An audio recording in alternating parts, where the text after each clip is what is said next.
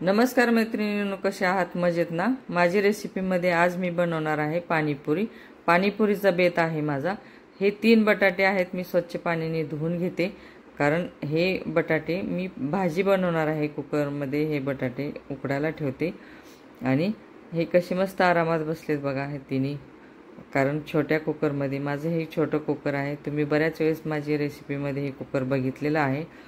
आता हे गॅसवरती ठेवते, बटाटे उकडून घेते. झालेले आहेत आपले बटाटे उकडून, कारण हे थंड झालेले आहेत. थंड झाल्यानंतर आपल्याला साल काढून घ्यायची आहे. हे बघा अशा पद्धतीने साल काढून घेऊया. तिन्ही बटाट्याची मी हे साल काढून घेते. हे तिन्ही बटाट्याची साल काढून झालेली आहे. तर हे बटाटे आपल्याला हातानेच मॅश करायचं आहे, कारण बारीक जास्त करायचं नाही. हे असंच ठेवायचं आहे आपल्याला, कारण आपल्याला ही भाजी बनवायची आहे. पाणीपुरीसाठी आपल्याला भाजी बटाटा आणि वाटाणा ह्याची भाजी बनवायची आहे. आता मॅश करून हे बाजूला ठेवलेलं आहे. आता ह्या पुऱ्या आहेत, कारण इन्स्टंट आहे ना आपली हे पाणीपुरी. हे असे 2 पॉकेट मी घेतलेले आहेत, कारण 30 रुपये, 35 ते 30 40 रुपयेपर्यंत आपल्याला हे मिळत असेल पॉकेट. भरपूर पुऱ्या राहतात त्याच्यामध्ये आणि आता टम पण फुगतात.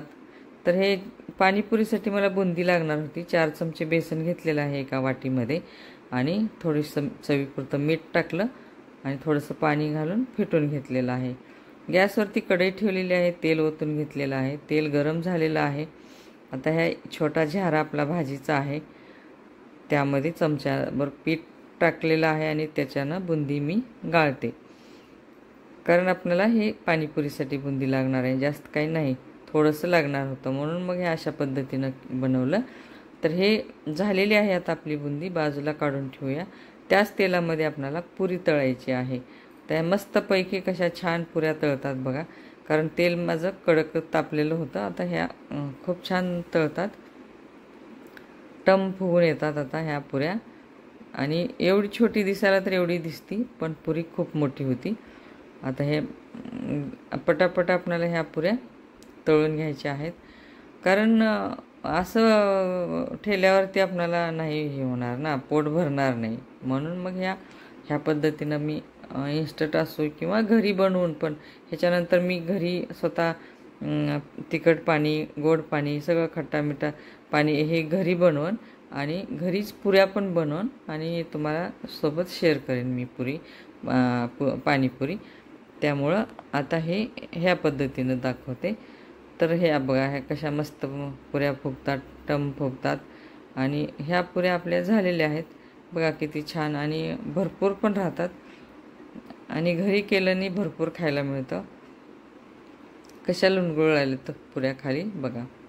तर हे तेल आपण कढईतलं सगळं काढून घेतले, थोडंसं ठेवलेलं आहे. जिरे मोहरी टाकलेली आहे, कांदा टाकलेला आहे, कढीपत्ता टाकलेला आहे. आता हे परतून घ्यायचं आहे आपल्याला आणि मस्तपैकी आपल्याला भाजी बनवायची आहे. पुरीबरोबर पुरीमध्ये घालून आपल्याला पाणीपुरी खायची आहे.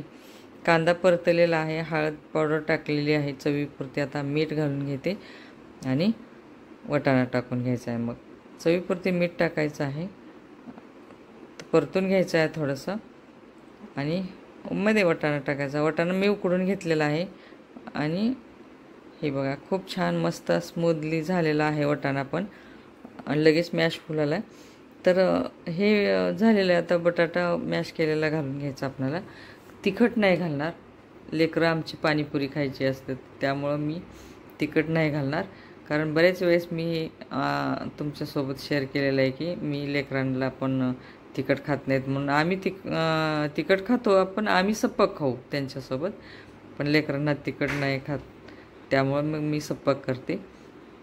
तर झालेलं आहे आपलं. आता हे भाजी बनवून, भाजी बाजूला ठेवलेली आहे. आता हे तिखट पाणी बनवायचं आहे आपल्याला. हे अशा पद्धतीत थोडंसं पाणी घालायचं आता मध्ये आणि फेटून घ्यायचं. तर हे बाजूला ठेवायचं आहे आणि आपल्याला गोड खट्टा मिठा पाणी बनवायचं आहे, कारण ते खट्टा मिठा चटणी तुम्ही तशीच पुरीमध्ये पण घालू शकता, पण पाणी बनवले मी त्याचं. थोडंसं पाणी घातल्यामध्ये ते पण पाणी तयार झालेलं आहे. आता ही बुंदी आपण तळलेली होती, ती बुंदी वरतून पाण्यामध्ये सोडली आणि मस्तपैकी दिसते छान. मस्त दोन्ही ह्याच्यामध्ये पुरी. आता हे कांदा बारीक चिरून घेतलेला आहे, थोडीशी कोथिंबीर आहे, बारीक शेव आहे. ह्या पुऱ्या बघा किती मस्त कुरकुरीत होतात आणि टम फुगलेल्या राहतात. आता ह्या पुऱ्या मी सगळ्या प्लेटमध्ये 5 ते 6 पुऱ्या मी फोडून घेते आणि मग आपल्याला प्लेटमध्ये भाजी घालायची. आता ह्या पुऱ्यामध्ये सगळ्या पुऱ्यामध्ये मी भाजी घालून घेते आणि नंतर मग आपल्याला मध्ये कांदा घालायचा आहे, कोथिंबीर घालायची आहे, शेव घालायचा आहे. तर झालेलं आहे. आता आपल्याला ही भाजी घालून आता आपल्याला कांदा घालायचा आहे, कारण कांद्याशिवाय ही पाणीपुरी पुरी नाही. कारण कांदा, शेव ह्या भाजी किंवा वाटाणा मॅश करून पण तसं पण करू शकता तुम्ही. आता हे झालेलं आहे आपलं. आता कोथिंबीर घालायची आहे. बघताना मस्त आपलं तोंडाला पाणी सुटते. पाणीपुरी कोणाला आवडत नाही.